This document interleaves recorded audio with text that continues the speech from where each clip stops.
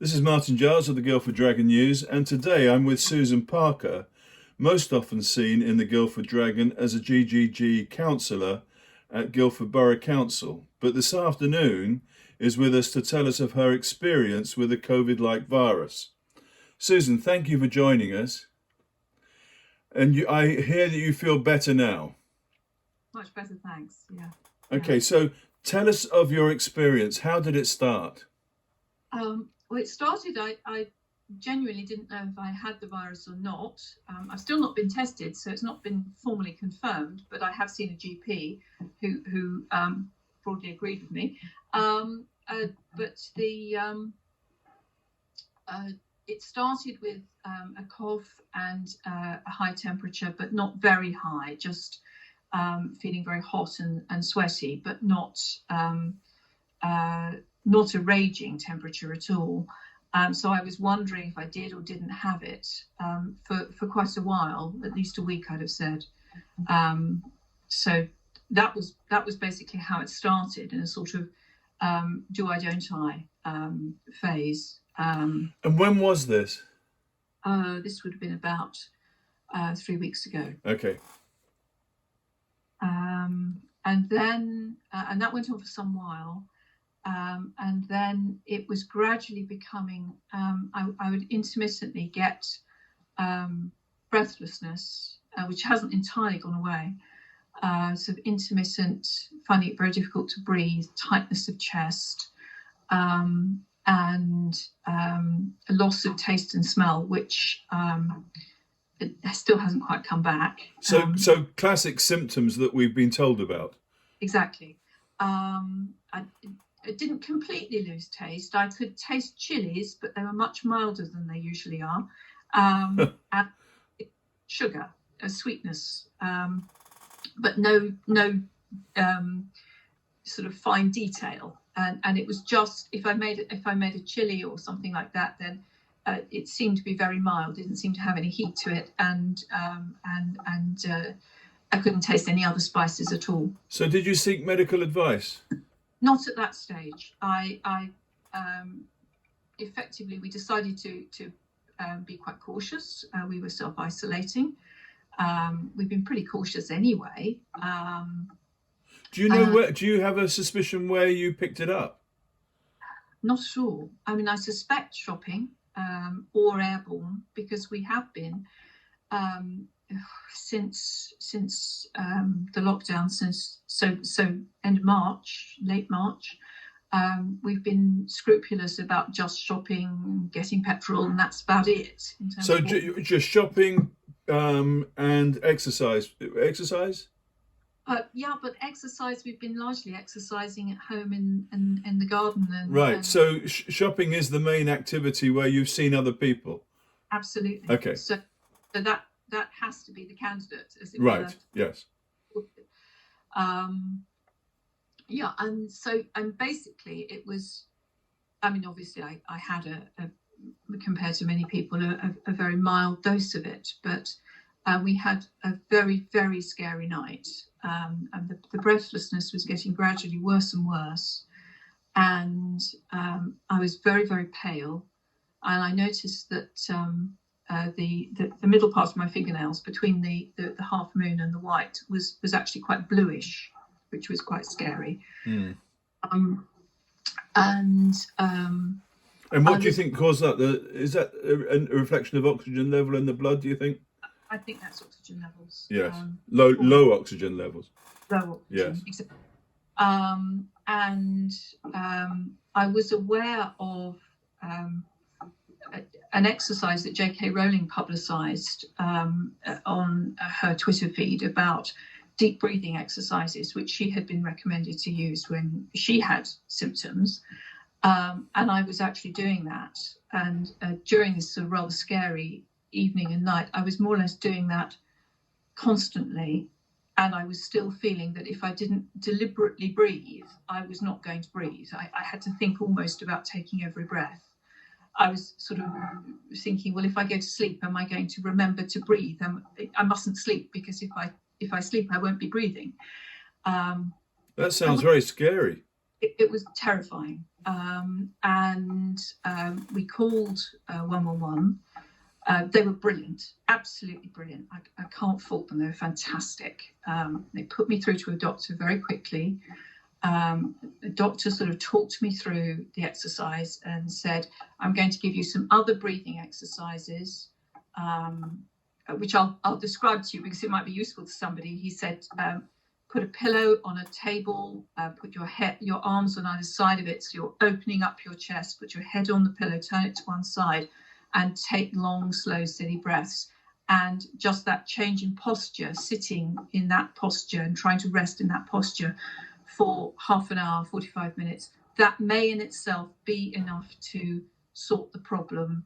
If it gets worse, call 999, go to hospital. So I did that, and that was fantastic, and that sorted the problem. I do still get the intermittent breathlessness, but when I do that, and it sorts the problem. So just the change of posture and opening up the chest in that way obviously made a huge difference. And he said, go to your GP. If it doesn't get worse, go to your GP. If it gets worse, go to hospital. So I went to the GP, and the GP tested me, and by then the oxygen levels were starting to creep back upwards. Sorry, you said your GP tested you for oxygen levels. Yes, okay. It's not for COVID. No. Because you only get tested when you go to hospital. Yes. But I was tested for oxygen levels, which were a little low, but starting by then to creep up, and by then I was getting colour back in my face and my hands. So it was really it was one very scary night. Right. And it was scary. It really was scary. Yeah. Sounds it. But after that, then I've just gradually recovered since then? Yeah, I felt very weak, aching joints. The rest of it has felt more or less like a bad dose of flu. Yes. Aching joints, very, very tired, very little energy, finding it a real effort to do very much of what I do normally without thinking about it. But really just that one evening that was scary. Now, did you wish that you could go and get tested? Would it have given you extra peace of mind to know one way or the other? I'd love to know, because actually I would know that I definitely had it, and that would make me feel, frankly, that I don't have to be quite so obsessive in future, because Yes. it's definitely long ago that presumably I'm no longer contagious, and in future I will know that I have had it, and therefore that makes a difference presumably to some kind of whether I've got antibodies or not. So yes. It's a great shame that I wasn't tested. I'd love to have been tested. And what about your family? The children aren't living with us at the moment. They're both grown and they're elsewhere. So we haven't seen them for some months, which is a bit tough. Yeah. And my husband went into the guest room, lucky enough to have a guest room, so he was sleeping in the guest room that night. We said to the GP, well, he's been in the same room.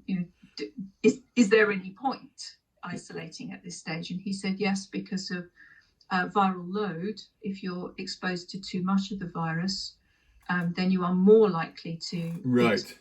He'd definitely been exposed to it previously. That's interesting. So presumably that's one reason why medical staff are extra vulnerable to the virus, because they're getting so much exposure to it.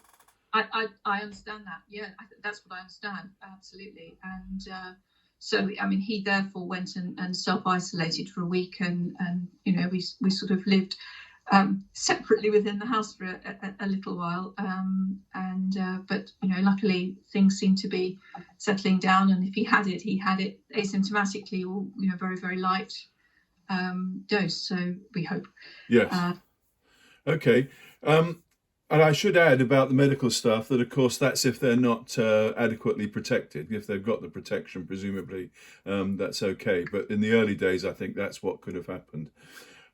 Now, In light of your experience, what do you think of the government's countermeasures that have been in place so far, and also those planned for the next phase?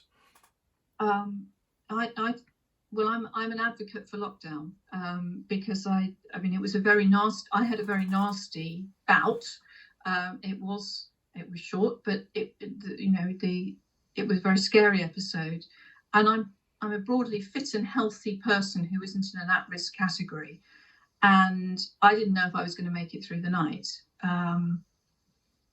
And I think if you were at risk in any way or had any kind of underlying health condition that was serious, it could have been so much worse. And therefore, I very strongly think that we all have to take it very seriously. I've had flu in the past. I'm broadly fit and healthy, and I've never had anything quite so scary happen to me.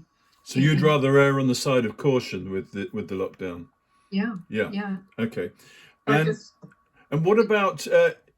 You obviously you don't know for a fact, but do you think there's anything you think that when you were shopping is the most likely time that you caught the virus? You can't. No one knows for sure. But is there anything else they could do in the shops and supermarkets, do you think, to help maintain social distancing? Well, I one of the things we've done is ordered masks online. I didn't use a mask. Um, uh, Obviously we will be using masks in the future. Um, Quite apart from anything else, we might be, emitting virus, which Yes. obviously you don't want to do. But I think if we all wore masks, then actually, my mask protects you, and your mask will protect me, and so on. So I think actually that seems to be what's working really well in Southeast Asia, in South Korea and Japan and places. So I would sort of be an advocate for that. And I wasn't wearing a mask when shopping. Right. Were you Um, wearing gloves? yes, I was. Right. Yes, I was. I felt slightly silly wearing gloves, actually, sort of as if I was sort of being, a bit daft and overprotective, but I wore them. Yes. But that didn't stop it if that's where you caught it. And so the government now, just today, it's emerging that they're advising people to wear masks if they're going to be using public transport, for instance. So do you think that they should have done this at an earlier stage for more widely? I think they should have actually taken. They should have been much bolder and at an early stage. I think they should have been much quicker to ask for lockdown. I think they should have been quicker to ask for masks. And I think while other countries in Europe have had bad episodes, those that acted very fast, obviously Italy was the first country in the firing line, but other countries that had the luxury of reacted more aggressively, like Germany, and have actually contained the epidemic much more than we have done, because they reacted fast. And I'm fearful that actually we're going to have the worst hit both ways round, because we've unfortunately got this huge death toll, and we're going to have a huge economic hit because we're going to come out of lockdown probably later than other people, because we've still got cases coming forwards, and without treatment and without there's no medicine for this. There's not. It doesn't seem to be anything that's widely recognised. There's no vaccine, and without that, the only thing we can do is isolate it, so that people don't spread it. Okay. Well, Susan, we're very pleased to see that you are now largely recovered, and thank you for sharing your experience. Hopefully, it'll be helpful to others, and perhaps also push home the message that this virus is serious, and the precautions are really necessary. Thanks. Thank you, Susan. Bye bye. Bye bye.